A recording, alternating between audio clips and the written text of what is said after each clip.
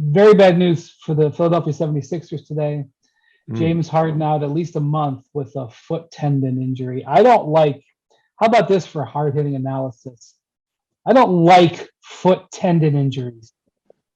Well, and especially a guy who admittedly had pretty major conditioning concerns last year when he wasn't able to train due to the hamstring strain. I mean, when it's not just a month that he misses, it's then, how long or does he get back in the kind of shape and the kind of form that he was in to start the season when I'm not sitting here telling you he was prime James Harden, but he was good, better than last year, and he was at least able to do some things off the dribble, create some separation off the dribble that you certainly didn't see last year. I don't know if we see it again the rest of this year. It's going to be tough. It's not like you can do an awful lot when you're recovering from that kind of a foot injury.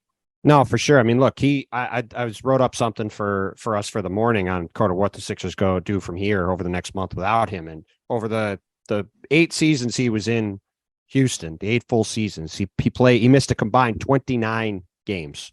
Mm-hmm. He's missed 45 games the past 2 years, and that's before the 12 or 15 or whatever he's going to miss now. Like, this is, he's 8th in active minutes played.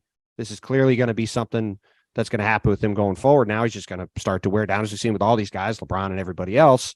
And to your point, McMahon, like, he did come in good condition. He worked out all summer, as he made sure everybody knew, and he was playing well. But now we got to see what happens when he comes back. And, oh, by the way, like, look, I was just looking this up too. Tyrese Maxey has been off to a nice start. He's shooting 24%. He's scoring 24 points a game. He's shooting a ton of great percentages from the field. When he's on the court, Philadelphia's defense is 115 points per 100 possessions. When he's off, it's 105. So this team, say what you want about James Harden, if this team's going to be the team they want it to be, they've got to figure out things on the defensive end where they currently sit 23rd. Like, that ain't going to be good. Well, also Embiid is, he's not right. He said a couple of, they've sat him down a few times, which, I mean, you want to talk about conditioning coming off a foot injury, the mysterious offseason plantar fasciitis that led to him not being in shape. Harden's 8th in active in minutes on the court among active players. Where do you think he is in minutes in the club among active players?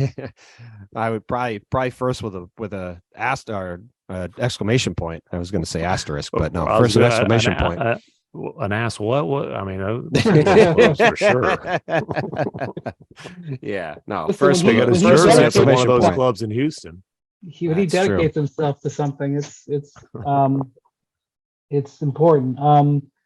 The Sixers are, one of the teams that it's been kind of hard to read them. They got off to a real sluggish start, then they played better. Now they're back under 500, and now they've got injury problems. They're also heading into a stretch in their schedule where they play Atlanta twice. They play the Suns. They play the Knicks on Friday. They play the Bucks and Wolves on a back-to-back next weekend. Like, there's some, or a couple weeks, I should say. Like, they got a pretty tough schedule the next couple weeks, and if they don't get right quick, all of a sudden they could be a few games under 500. In this year's Eastern Conference, like, it ain't going to be easy to make up games like that. Like, you've got to be on top of your game all the time, or you're going to be getting a hole fast. Thank you for watching ESPN on YouTube. For live streaming sports and premium content, subscribe to ESPN+.